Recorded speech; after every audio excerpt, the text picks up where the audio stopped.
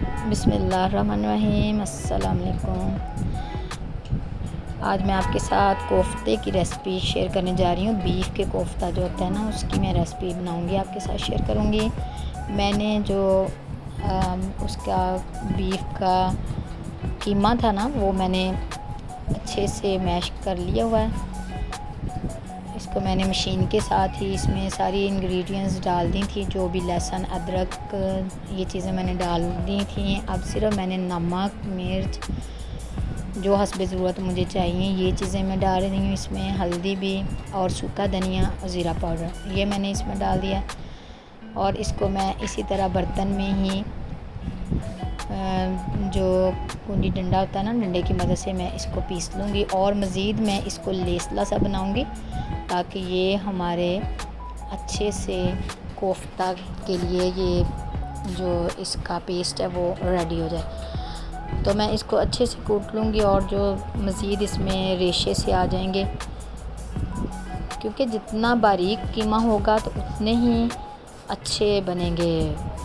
जो कोफ्ते हैं ना वो बहुत ज़्यादा मज़े के बनते हैं और अच्छे भी बनते हैं और फिर वो टूटते भी नहीं। इसमें मैंने सिरका एक चम्मच मैंने भर के डाल दिया था और एक अदद अंडा मैं डाल दूँगी। बाकी मैंने जो नमक मिर्च हल्दी सूखा धनिया सारा कुछ मैंने इसमें डाल दिया था कीमे में। लहसुन अदरक भी मैंने इसमें पिसवा लिया था जब कीमा मैंने करवाया था, तब उसी मशीन वाले को दे के मैंने इसमें लहसुन अदरक करवा लिया था चॉप। अब मैं लेमन जूस जो है वो मैं एक लेमन इसमें बड़ा वाला निचोड़ लूँगी, डाल दूँगी। तो इसको मैं सारे को मिक्स कर लूँगी अच्छे से।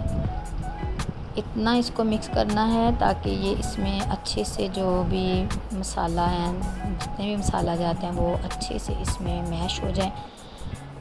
तो इनको मैं फिर अच्छे से जब इस तरह मसल लूँगी, मैश कर लूँगी कीमा, और मज़ीद हमारा मैश हो जाएगा। और इसको मैंने आधा घंटा स्टे देना है। ये देखिए मैंने आधा घंटा स्टे दे दिया।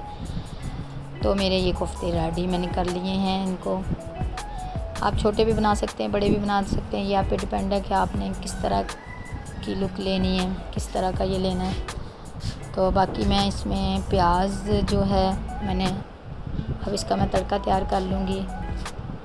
कोफ्तों का मैंने प्याज को लाइट ब्राउन शेड देनी है, लाइट ब्राउन ही मैं दूँगी इसको शेड। और इसमें मैं साबुत ही मैं लहसुन इसमें डाल दूँगी और अदरक के पीसेस और टमाटर भी, क्योंकि मैंने इन सभी चीज़ों को मैंने ग्राइंड कर लेना है। एक अदद मैंने हरी मिर्च भी डाल दिया इसमें।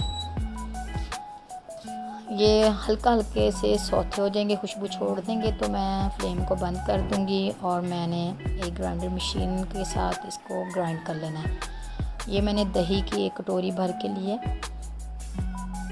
के एक कटोरी ले लें। अगर 1 केजी आप बना रहे हैं कीमे से, या मैंने आधा केजी लिया था और आधे केजी से मैं बना रही हूँ कोफ्ते, उस हिसाब से मैंने 1 कटोरी लिया। अगर आपके कोफ्ते ज़्यादा हैं तो आप 1.5 भी ले सकते हैं।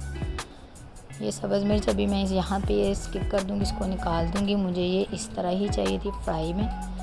तो बाकी मैं जो चीज़ें हैं इसमें मैंने लहसुन भी इसमें साबुत ही डाल दिया था और इन सारी चीज़ों को मैं दही में डाल रही हूँ और मैंने इसको ग्राइंड कर लेना है। ये मसाला हमारा रेडी हो चुका है। अब बारी आती है कोफ्तों की। मैंने नीम गरम जो सा ऑयल को हल्का सा ऑयल किया हुआ था, जो इसमें रह गया था उसी से मैं लूँगी, क्योंकि कोफ्तों में ऑलरेडी ऑयल होता है। तो इसलिए कोशिश किया करें कि इसमें घी एक्स्ट्रा ना ही डालें। मैंने सारे कोफ्ते इसमें डाल दिए हैं। मैंने छोटी इलायची, बड़ी इलायची और मैंने दालचीनी का एक पीस भी इसमें डाल दिया है, ताकि इसकी स्मेल वाला और खुशबू इसमें बहुत अच्छी सी ये देते हैं। ये जो होते हैं ना बीफ का गोश्त या मटन, जो भी, इन सब में ही इसका जायका बहुत अच्छा सा और एक्स्ट्रा जो इनकी स्मेल होती है गोश्त की वो ख़त्म हो जाती है। इसमें भी मैं अलग से चीज़ें डाल दूँगी। जो इसमें नमक हाफ़ टी स्पून मैंने उसमें डाला था, हाफ़ टी स्पून मैं इसमें डाल दूँगी कोफ्तों में भी, क्योंकि मैंने डाला हुआ है सारा नमक मिर्च सब कुछ, सारे इंग्रेडिएंट्स सारा मसाला जार डाला हुआ है, वो मैं इसमें हाफ़ ही मैं इसमें डाल दूँगी।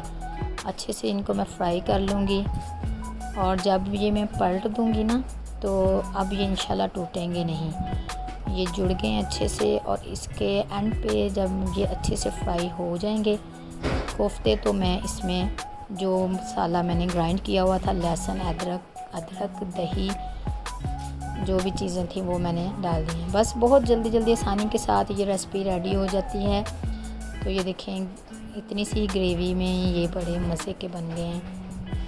तो ज़रूर बताइएगा कि आपको वीडियो कैसी लगी है, रेसिपी कैसी लगी है, और लाइक, शेयर, कमेंट कर दिया करें। नए हैं मेरे चैनल पे तो सब्सक्राइब कर दिया करें, ताकि हर नई आने वाली वीडियोस आप तक पहुंचती रहें। दुआ में याद रखिएगा। अल्लाह हाफ़िज़।